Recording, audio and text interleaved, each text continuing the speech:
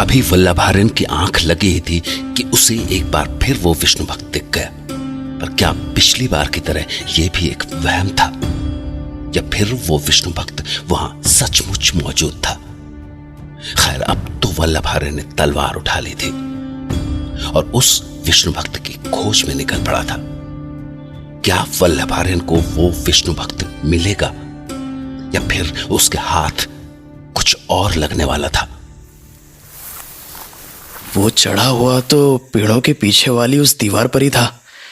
जाकर देखता हूं। अरे, आवाजें! मतलब रात को इस पहर में यहां कोई जरूरी बात हो रही है। तो अब समझा। तो ये विष्णु भक्त इनकी बातें सुनना चाहता था। उसकी इतनी जरूरत, मेरे मित्र के महल में आकर ताका झाकी करना चाहता है। ये घटिया काम करके वो तो बचकर निकल जाएगा और फंस मैं जाऊंगा। कार्तिकेय के पिताश्री बिल्कुल भी खुश नहीं थे मेरे आने से, और जब उन्हें पता चलेगा कि कोई गुप्तचर रात के अंधेरे में उनकी बातें सुनकर चला गया और वो गुप्तचर मेरा ही परिचित था, तो कलेश ही कलेश होगा और बेचारा इस चक्कर में कार्तिकेय भी फंस जाएगा। कहाँ गया वो निर्लज्ज? अब तो कहीं भी दिखाई नहीं दे रहा है। लगता है भाग गया। मुझे भी वापस सोने चले जाना चाहिए, वरना किसी ने देख लिया तो लोग कहेंगे कार्तिकेय का मित्र रात के अंधेरे में तलवार लिए महल में घूम रहा था। नहीं, यहां से निकलना ही ठीक रहेगा। अरे, ये तो वही पालकी है ना जो नागराजन के कारवां में थी। तो ये यहाँ खुले आसमान के नीचे क्या कर रही है? अगर नागराजन अपनी रानी को जान से चाहते हैं तो वो उसे ऐसे ही कहीं भी लेकर नहीं चले जाएंगे। और इस विष्णु भक्त का क्या संबंध है इस पालकी से? क्या वो और नागराजन की रानी भाई बहन हैं, या फिर दोनों में कोई प्रेम संबंध? नहीं, मुझे इन सब चीजों से कोई मतलब नहीं होना चाहिए। मैं बेकार में ही किसी और के काम में दखल दे रहा हूं। जाता हूं अब। कार्तिकेय, तुम्हारा मित्र कहाँ है वो? तो कार्तिकेय भी यहाँ हैं, और ये लोग मेरे बारे में क्या बातें कर रहे हैं? पिताजी, वो ऊपरी मंजिल में सोया हुआ है, आप निश्चिंत रहें। बेटे, तुम जानते हो ना वो किसका सेवक है? कुंवर आदित्य का। इसलिए मैं चाहता हूँ कि आज रात यहाँ पर हम सभी के बीच जो भी बात हो वो उसके कानों तक ना पहुँचे, क्योंकि अगर उसे भनक भी लग गई तो चीज़ें बिगड़ सकती हैं और फिर हमें उसे खामोश करना पड़ेगा हमेशा के लिए। पिताजी, आप निश्चिंत रहें। वल्लभार्यन ऐसा इंसान नहीं है कि दूसरे के मामलों में दखल दे। वो मेरी जिम्मेदारी है, मुझे उस पर पूरा विश्वास है। परंतु अगर बात बिगड़ती है तो मैं मामले को संभाल लूंगा। मामले को संभाल लूंगा? ये सब क्या बातें हो रही हैं? अपने मित्र के ऊपर इतना भरोसा कार्तिकेय? अरे, ये तो नागेंद्र नागराजन की आवाज है। तो वो भी यहाँ मौजूद है। वैसे ये वही है ना जो सूर्यास्त के बाद महल में आया था? हमें तुम्हारी ये गहरी दोस्ती पसंद आई छोटे राजकुमार। खैर, ये हिदायतें जरूरी हैं, क्योंकि आज रात इस तारों भरी आकाश के नीचे जिस विषय पर हम लोग बात करने वाले हैं वो पूरी तरह से गुप्त होगी। क्योंकि आज रात ये तय किया जाएगा कि चोला साम्राज्य की गद्दी का अगला उत्तराधिकारी कौन होगा। और अगर इस बातचीत की खबर किसी को भी हुई तो यहां मौजूद सभी के लिए परेशानियां खड़ी हो सकती हैं। क्या? ये क्या बोला इसने? चोला साम्राज्य का उत्तराधिकारी? ये तो बहुत बड़ी विपत्ति है। क्या चोला साम्राज्य में अंतर्युद्ध होने वाला है? क्या करूं? मैं अब इस बातचीत को छोड़कर चैन की नींद नहीं सो सकता हूं। मुझे हर हाल में जानना ही होगा कि आखिर ये सब हो क्या रहा है और इस नागराजन के मन में आखिर चल क्या रहा है। एक काम करता हूं, इन पेड़ों के पीछे छिपकर इनकी बातें सुनता हूं।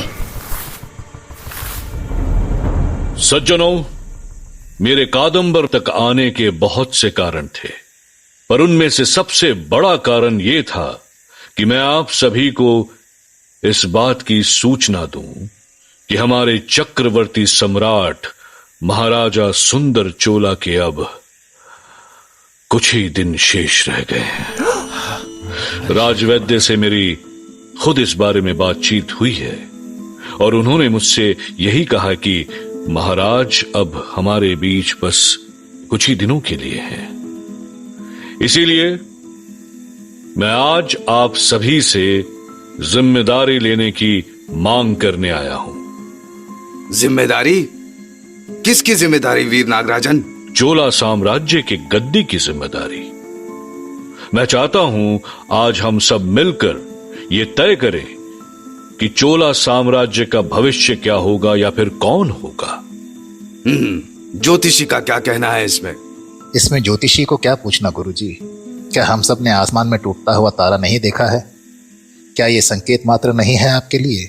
गुरुजी, ज्योतिषियों ने कहा है कि वो महाराज के रोग का निदान अपने ज्योतिष विद्या से कर सकते हैं, परंतु केवल कुछ ही वक्त के लिए। कहने का मतलब ये है कि ये आपदा जो इस समय साम्राज्य पर आने वाली है उसे अब टाला नहीं जा सकता है, परंतु ये अब हम सभी के ऊपर निर्भर करता है कि चोला साम्राज्य का अगला महाराजा कौन बनेगा। और पर इस बात पर विचार विमर्श करके क्या मिलेगा? मुझे जहां तक याद है 2 साल पहले ही फैसला हो चुका था कि महाराज सुंदर चोला के बेटे कुंवर आदित्य ही राजगद्दी संभालेंगे। बिल्कुल सही कहा गुरुजी आपने, बिल्कुल सही। पर क्या मुझे आप में से कोई ये बता सकता है कि इतनी बड़ी बात पर निर्णय करने से पहले हम लोगों में से किस किस से विचार विमर्श किया गया था? क्या एक बार भी हम में से किसी को भी ये पूछा गया था कि राजगद्दी संभालने का हक किसे मिलना चाहिए? इस सभा में जितने भी लोग बैठे हैं सभी ने इस चोला साम्राज्य को अपना खून पसीना दिया है।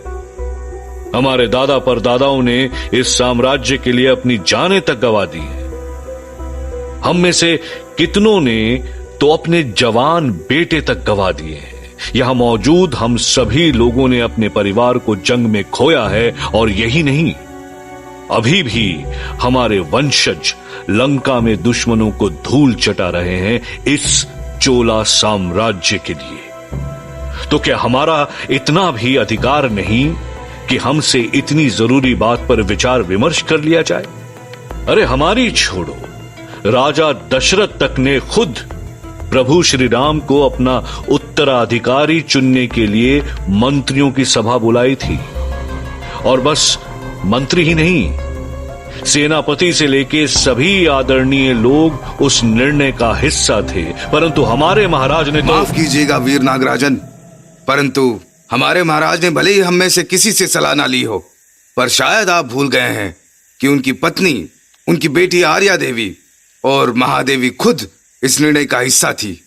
तो अब आप ही कहिए वीर नागराजन कि महाराज का लिया हुआ निर्णय गलत कैसे हुआ? अफसोस गुरुजी, अफसोस। आप हंस रहे हैं और बस आप ही नहीं, यहां मौजूद सभी जनों को हंसी आ रही है। अफसोस की बात है, साम्राज्य के इतने बुरे स्थिति को देखकर भी आपको हंसी आती है। मेरा दिल दुखता है इस बात से, कष्ट होता है मुझे, खून खौलता है मेरा। जी तो चाहता है कि पूछूं मां चंडिका से कि हे मां चंडिका, आखिर मेरे जीवित होने की वजह क्या है, कारण क्या है, मकसद क्या है? अभी तक मेरे इस नश्वर शरीर में प्राण क्यों है? गुरुजी, क्या थी आपकी भविष्यवाणी कि मां चंडिका को राज परिवार से एक बलिदान चाहिए? यही थी ना आपकी भविष्यवाणी? जी वीर नागराजन, पर तो ये लीजिए मेरी तलवार।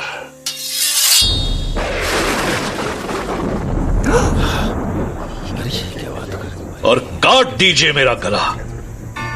समर्पित कर दीजिए मुझे मां दुर्गा को। मेरे वंश ने इस भूमि को 1000 साल से ज्यादा सींचा है। मुझे पूरा विश्वास है कि मां दुर्गा मेरे खून से प्रसन्न हो जाएंगी। काट दीजिए मेरी गर्दन, कम से कम तब मेरी इस दयनीय जीवन का अंत होगा और मेरी इस दयनीय आत्मा को शांति मिलेगी। वीर नागराजन, ऐसा ना कहिए। कृपया अपनी तलवार नीचे कर लीजिए। नहीं वीर नागराजन, ऐसा मत कीजिए। क्षमा चाहूंगा वीर नागराजन, मेरा इरादा आपको ठेस पहुंचाने का नहीं था। मैं भी शर्मिंदा हूं गुरुजी, मैं भी शर्मिंदा हूं इस तरह क्रोधित होने के लिए। वीर नागराजन, आप चाहें तो हम इस विषय पर बात नहीं करते हैं, क्योंकि नहीं गुरुजी, बात विषय बदलने की नहीं है। मैं केवल इतना चाहता हूं कि आप सभी मेरी बात को गौर से सुने और समझें। कौन सी बात वीर नागराजन?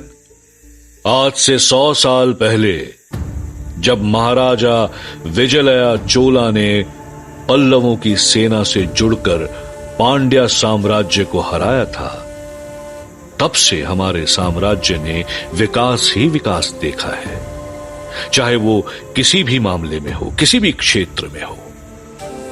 आज चोला साम्राज्य का ध्वज पूरब से लेकर पश्चिम तक लहराता है और हमारे यश की तूती बोलती है। परंतु उत्तर और दक्षिण में अभी भी हमारा संघर्ष जारी है।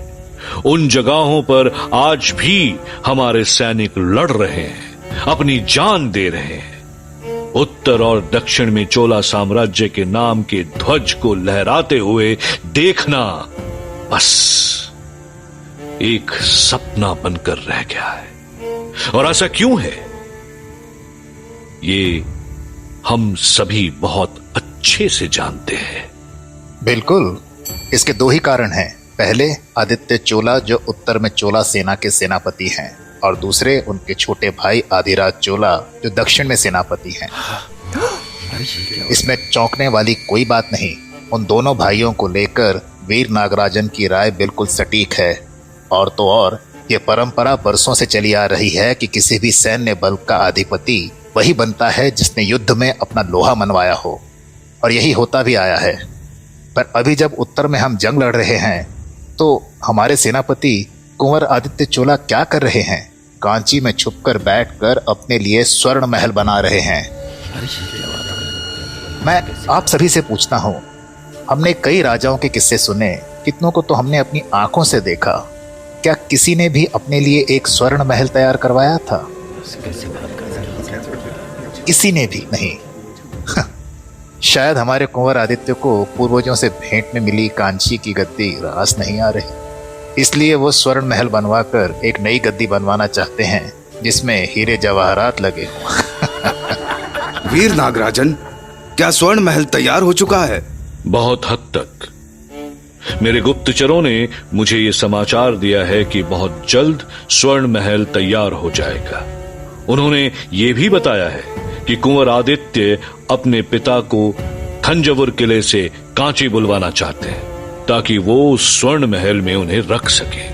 तो क्या अब महाराज कांची में रहेंगे? अगर ऐसा हुआ तो चोला साम्राज्य का पतन निश्चित है, क्योंकि जिस कुंवर आदित्य से एक सेनापति का काम नहीं संभाला जा रहा है, वो न जाने महाराज से उनकी ऐसी दयनीय स्थिति में क्या क्या कराएगा। चिंता मत कीजिए शंभुनाथ जी, मैं और मेरा छोटा भाई ये कभी होने नहीं देंगे। कोई भी हमारे अनुमति के बिना तंजावुर किले में प्रवेश नहीं कर सकता है। और तो और कोई भी तालपत्र महाराज तक पहुंचने से पहले हम उसे ध्यान से पढ़ते हैं, इसलिए आप निश्चिंत रहें। वीर नागराजन की जय हो। आप तो सचमुच चाणक्य हैं। अभी और भी बहुत कुछ बाकी है शंभुनाथ जी, बस मेरी बातें सुनते जाइए। अभी तक तो आपने केवल कुंवर आदित्य के कारनामे सुने हैं, अभी कुंवर अधिराज की बात तो बाकी है। जरा सोचिए, हमने आज तक युद्ध किस तरह से लड़े हैं?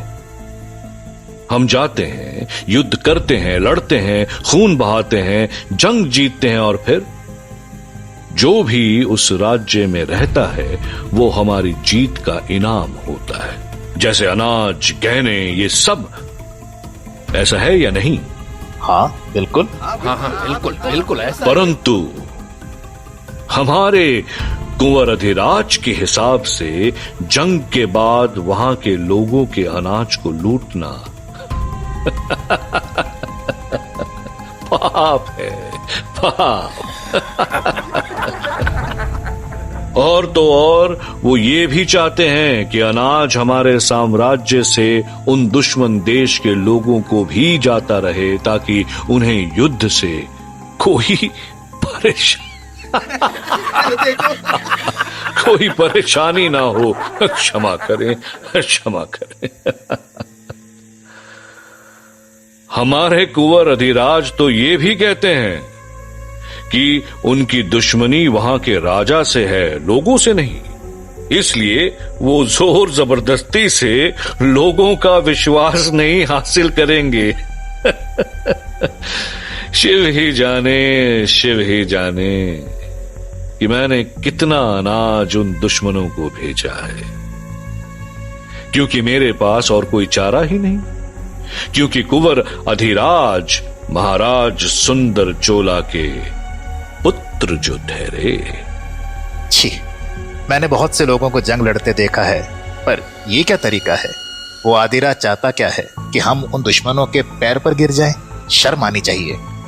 यही नहीं, इन दोनों भाइयों के इन्हीं कर्मों के कारण हमारा अन्न भंडार और खजाना खाली होने पर आ चुका है, और मुझे इस धर्म संकट की स्थिति में आकर ना चाहते हुए भी आप सभी के ऊपर, हमारे ही लोगों के ऊपर और ज्यादा कर लागू करना पड़ता है।